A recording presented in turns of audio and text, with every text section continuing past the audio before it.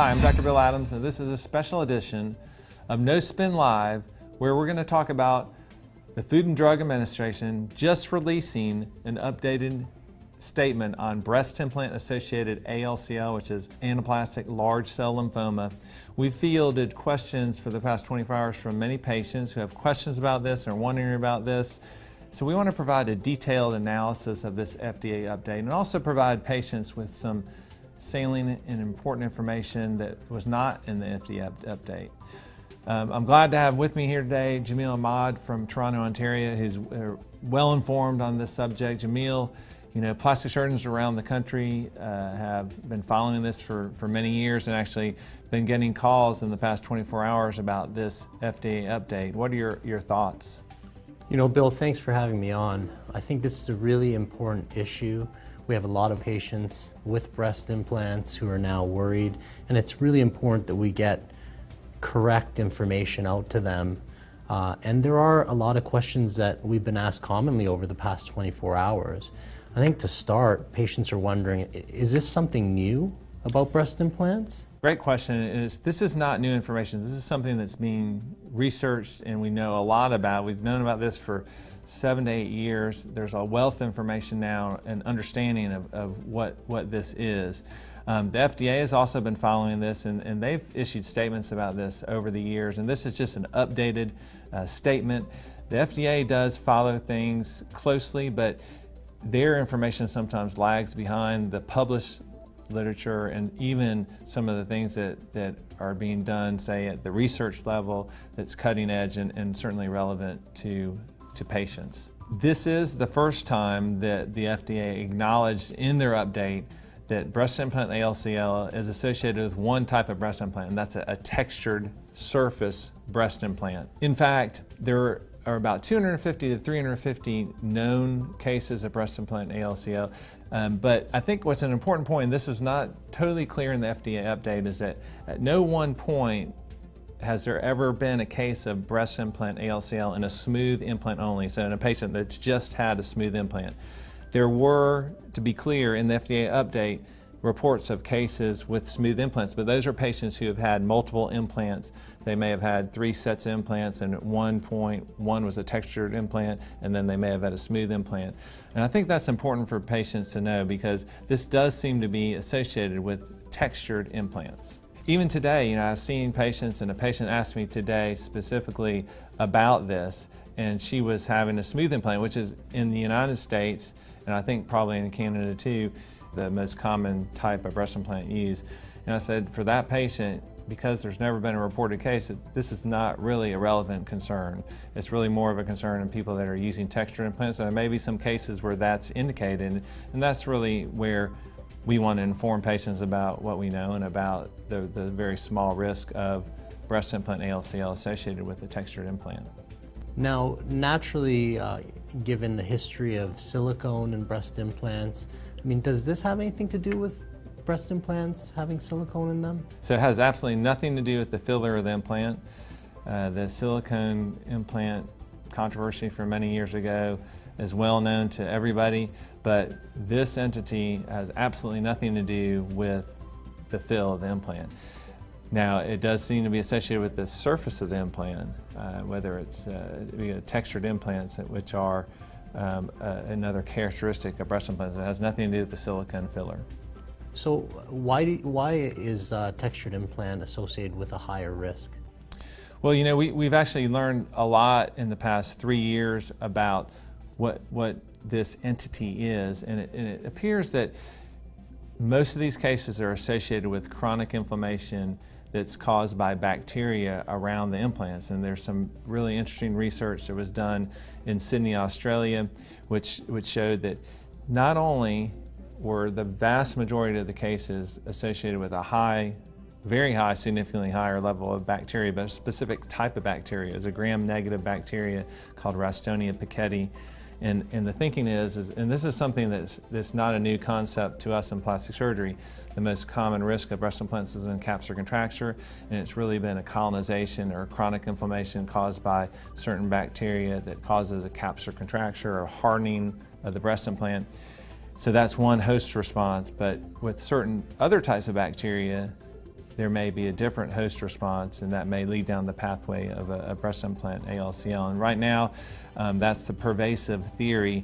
There's also a unification theory where it looks at having a textured surface implant, having the chronic inflammation by a certain type of bacteria with a patient who has a certain genetic susceptibility to developing this. And when you take those three things in combination, then this rare disease can be manifested. Many of us believe that this is really certainly doesn't behave as a true ALCL. This behaves as what we would term a more lymphoproliferative disorder. And so should patients with textured implants be worried? Should they be running to their plastic surgeon and scheduling a surgery to remove their breast implants? This was very clear in the FDA update, and they've been consistent on this over the past years of following this, that patients with a textured implant that are having no problems should not be worried, and they should not have their implants removed. What patients should know is if they have any breast implant, particularly a textured implant, and they undergo unilateral breast swelling or bilateral breast swelling, then they should seek their plastic surgeon for evaluation, because that's how most of these cases have presented a fluid collection around the breast. And you know, we tell our patients typically they have some new problem that's out of the norm, they should just go see their plastic surgeon. But unilateral or bilateral swelling of the breast is one thing that patients should definitely seek their plastic surgeon for evaluation. So Bill, can you explain in depth what causes ALCL? Yeah, we've learned a lot about that, and I think that we have a lot of data to lead us down the pathway of what we believe is going on. So it seems to be analogous to a couple different things that are well established in plastic surgery and medicine. So one is capsular contracture, as we've discussed, where there's a colonization of bacteria around the implant, and over time there's chronic inflammation produced by that bacteria, and there can be changes in certain types of bacteria in the research that has been done. That has been shown to be associated with this breast implant ALCL phenomenon.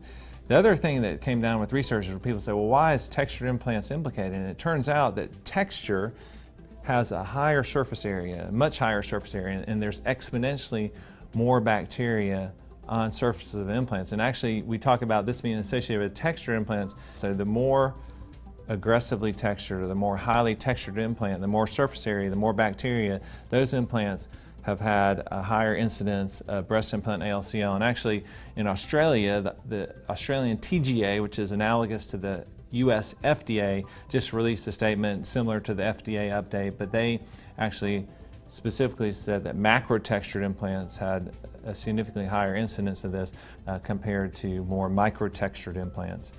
And this goes along with all the research data that we've had. So is ALCL a cancer?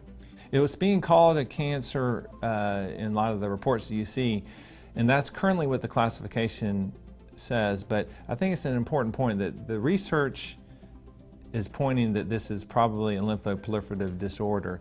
And that certainly goes along with what we see clinically when we're treating patients, because this behaves much more like a lymphoproliferative disorder than a ALCL. The important point for patients, and again, the FDA in the report mentioned 9 deaths. I think those are in the United States. I'm aware there's maybe 12 or 13 deaths worldwide, and that's over the past 55 years of breast implant usage. But those deaths all are in patients with unique clinical scenarios where they've had delays in diagnosis or had multiple other issues or neoplasms. In every patient that we know of today that's been diagnosed with breast implant ALCL that's been treated appropriately, usually they're presented with some sort of breast enlargement and a seroma that's drained and analyzed. And then if they are diagnosed with something abnormal, they undergo what's called a capsulectomy, which is removal of the capsule, which is the same treatment that we do for capsular contracture. 100% of those patients have been cured. Yeah, and I think it's important that, you know, early in any disease process, we don't know everything, and therefore as things develop, we know a lot more to treat it more appropriately. And some of those patients who died of complications of treatments as opposed to ALCL per se. Yeah, and actually another paper that was a plastic surgery-led paper out of MD Anderson clarified that for the surgical and oncology worlds, that this is a surgical issue and basically total capsulectomy is curative.